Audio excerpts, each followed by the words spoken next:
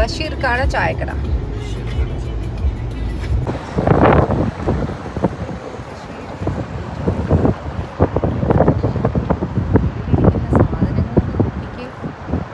ഏറ്റവും കൂടുതൽ അട്രാക്ട് ചെയ്ത അവിടുത്തെ പരിപ്പുവടയും പത്തിരിയാണ്. ഒന്നിച്ച സ്പെഷ്യൽ ഒരു പത്തിരി കഴിച്ചു, മോനെ വേറെ ലെവൽ. പിന്നെ അവിടുത്തെ ചായ ഒന്നും പറയാനില്ല, പത്തഞ്ഞിങ്ങനെ തരുന്ന ആ ചായയും കൂടി.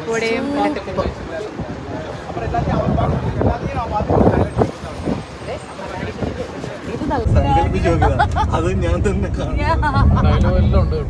അത് ഞാൻ പാട്ടിടും, ഇവനെയും കൂടി ചേർത്തെടുത്തോ.